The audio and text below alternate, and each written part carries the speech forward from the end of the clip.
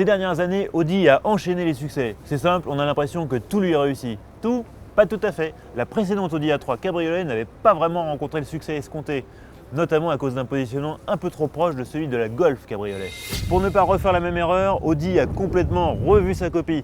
Ainsi, cette A3 Cabriolet de deuxième génération est basée sur l'A3 Berline. Vous savez, cette nouvelle version tricorps qui vient d'apparaître. Du coup, elle affiche des dimensions en hausse, 18 cm de plus, mais surtout des lignes beaucoup plus harmonieuses. Les stylistes Audi ont en effet signé un cabriolet aux lignes sobrement élégantes et au faux air d'A5 cabriolet en réduction.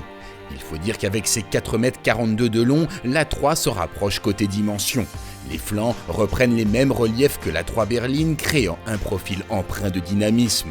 La partie arrière, plus singulière, adopte des feux fins et étirés, ainsi qu'un élégant couvre-capote rigide. L'habitacle, sans surprise, reprend la planche de bord des autres A3. On retrouve donc la même finition soignée, une instrumentation lisible et une ergonomie sans faute. En attendant d'être très prochainement déclinée en version S3, la 3 Cabriolet la plus performante est pour l'instant dotée d'un 1,8 litre TFSI de 180 chevaux. De quoi lui offrir une agréable nervosité avec un 0 à 100 km/h effectué en 7 secondes 8, mais surtout une grande douceur de conduite. Une sensation accentuée par des suspensions assouplies qui offrent un excellent confort, même sur les routes accidentées de Tenerife. Quant à la rigidité de la coque, elle est bonne, mais pas exceptionnelle.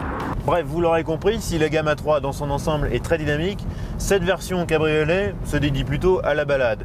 Et dans ce cadre, on apprécie son confort, la souplesse de son 1,8 litre TFSI, mais ça ne nous empêche quand même pas de regretter la lenteur de cette boîte S-tronique à 7 rapports. En effet, avec cette boîte automatique, les décollages sont paresseux et les hésitations fréquentes entre deux rapports. Pour remédier à ce problème, deux solutions, soit se contenter de la boîte manuelle à 6 rapports, soit opter pour la version Quattro dotée d'une S-tronique à 6 rapports nettement plus convaincante. Bon, évidemment, en place arrière, il ne faut pas s'attendre à des miracles. Ça reste un cabriolet compact, donc l'habitabilité est un petit peu étroite, notamment au niveau de la largeur aux épaules. Mais de toute manière, c'est plutôt des places qui serviront en dépannage parce qu'on est quand même très exposé aux remous. C'est donc seul ou à deux, avec le très efficace filet coupe-vent en place, que l'on appréciera le mieux ce cabriolet. D'autant que la baie de pare-brise assez courte permet de bien profiter du paysage et de la sensation de conduite cheveux au vent.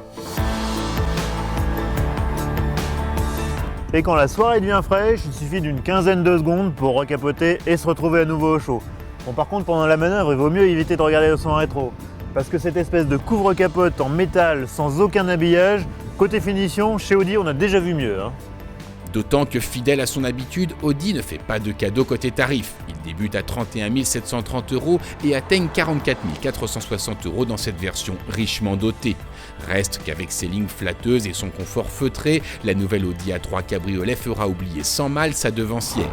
Mais on pourra tout de même lui reprocher un certain manque de caractère.